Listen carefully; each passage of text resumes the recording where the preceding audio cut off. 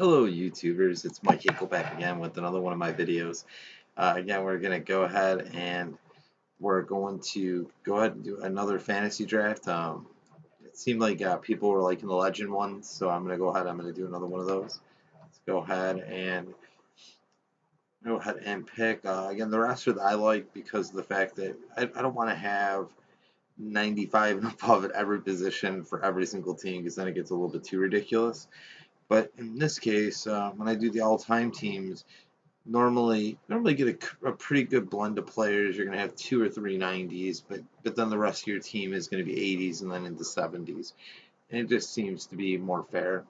The other thing I like about this is that that way every single game of the season, it used to feel like you get used to the matchups, you get used to the teams. Now every single game during the regular season, if you decide to play it, you're not even going to know who's on which team, and it's going to make it to where you get to see some really interesting matchups and things like that. I'm going to go ahead and close my eyes like I always do when I pick my team. Okay, make sure. Yeah, good. Okay, cool. Close my eyes, pick a team. And today we landed on the Hornets. Let's go ahead and pick them. Here we go. Let's see where we get the draft. Hopefully we get a decent spot in the draft. All right, so we're drafting kind of early. Oh, so here's some interesting choices, and I know some of you guys are going to be looking at this. I mean, you have the opportunity to get Jerry West, the emblem of the league, but he is at 33. You got Gary Payton, who says two-way superstar, but he was he was a great defensive player. I'm not saying he couldn't knock down shots. Um, I never looked at him as like a star one player as far as being able to score the ball. Oscar Robinson, getting more recognition recently because of the fact that Russell Westbrook is trying to get to that triple double for an entire season, which I never thought anybody come near Oscar Robinson's record.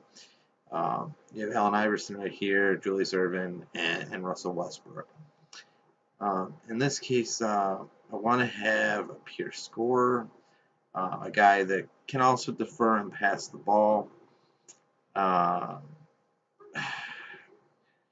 I don't know. I'm really torn between Allen Iverson and Westbrook. In today's video, I'm going to go ahead. I'm going to go with Westbrook. I don't think you can go wrong with Russell Westbrook running the point for you. He can score. He can do a little bit of everything. So now it's who do I want to put with him? Look at that. You have the opportunity to put Westbrook back with Harden. And I think I am going to take that, actually. Look at that. I'm doing a Legends, and it looks like, and I'm using modern players this time. If you guys have seen other ones in my drafts, it normally does not work out that way. So we'll see who's available in these later rounds. So again, we got Westbrook and Harden. Um, let's see who's available here. You know what? I really like that. I'm just gonna go with players that are still playing right now. I think we're gonna have a really solid team though. I really like that. For those of you, as soon as I saw Antetokounmpo available with that third pick, that was a pretty easy decision for me. But now I need bigs. Wow, Whiteside's still available. Um, I really like Whiteside in this game. Not only do they make him a good defensive player, he can score the ball pretty well, especially for a big. Yeah, I'm gonna go ahead. I'll take Whiteside, and we'll keep going. Definitely need a power forward the next spot. And normally power forwards are one of the tougher positions to really find somebody for your team. Yeah, well, actually, in this case, Dennis works out nice. At least I know that I'll have a strong rebounder. I don't necessarily need Dennis to score, especially when you look at those when you have Westbrook and Harden. Um, Westbrook, Harden, and Antetokounmpo, along with Whiteside. Rodman, we don't need points from Rodman. Let's go ahead. Let's look at some of these other options that are available this go around. I typically do look for bigs again right here, just because they're typically harder to find later on, especially power forwards. I'm gonna go ahead. I'll take Horace Grant. That gives us an extra big who can rebound the ball well. Yeah, I just think that's a solid choice for us right there. Let's see what's available here. I typically like to go for bigs again in this round, but I'm not seeing anything I really love here. Let's see anything else stuff I love. Let's see. Eh. I'll take Muggsy as my backup point guard out. I think he'll be solid to be able to at least bring the ball up. I won't have to worry about my backup point guard having the ball stolen from or anything like that. But Muggsy is very, very short. So whoever he's guarding is going to be able to get free looks at the basket, which is a little concerning, but at the same point, uh, Muggsy's a good player. Now, look at that. I got to do it. I got to take John Starks. I'm a fan of his story. For those of you who don't know, I mean, this is a guy that was literally bagging groceries at the store after not being drafted, worked for everything he had, and worked his way up. I'm not gonna claim that he's an upper echelon player, but when you look at the talent that he had, there are very few players who've done more with the talent level that they were given. You know, kind of like a Danny Ainge situation, same type of thing. You know, where he was never the most talented guy, but that guy wanted it more than everybody else. That guy worked harder than everybody else, and that's what made him a really good player. Let's see, I need a backup center still. Yeah, and I'll take Antonio Davis because again, I'm just looking for rebounders from my backup bigs. I just want guys that can board. That's the big thing. We have scorers. We have guys who can put the ball in there. So yeah, let's take a look real quick.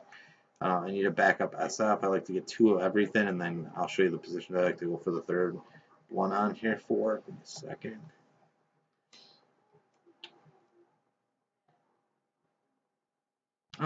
Yeah, I'll go with an old school player. I'll go with Bill Bradley. Just because, again, I want to be able to play with at least some guys that I normally don't play with in NBA 2K. So that's kind of cool. Let's see. So now I should have 2 of everything. And now I always like to have a third center and a third and a third point guard. So let's see, centers, point guards. Let's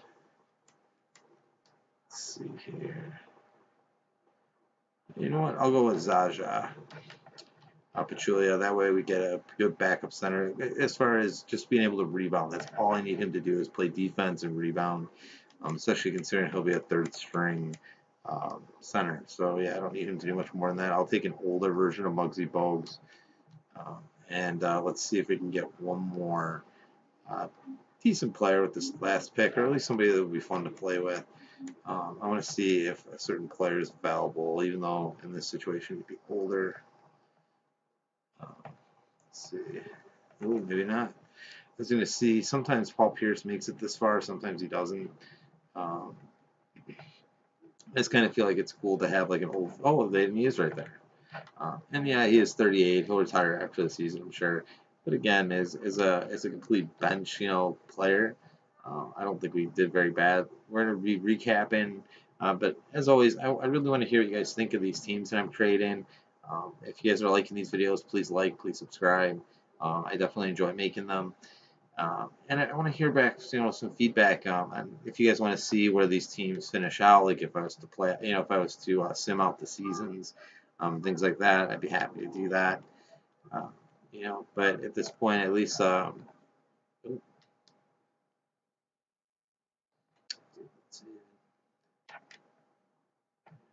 generate.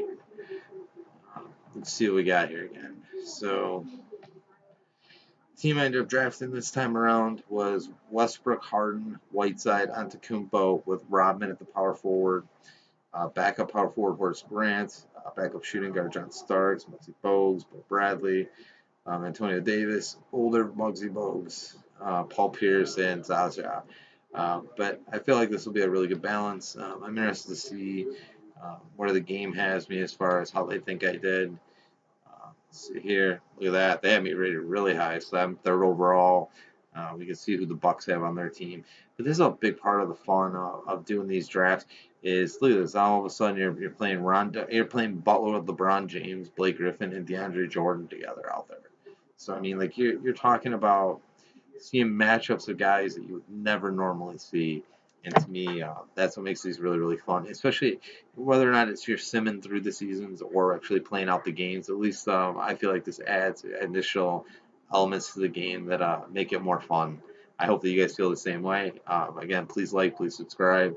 and I hope you're enjoying. Please keep tuned in. I'm making these all the time, so you'll definitely see me making more videos very, very shortly. All right, guys. All right, guys. I'll see you next time.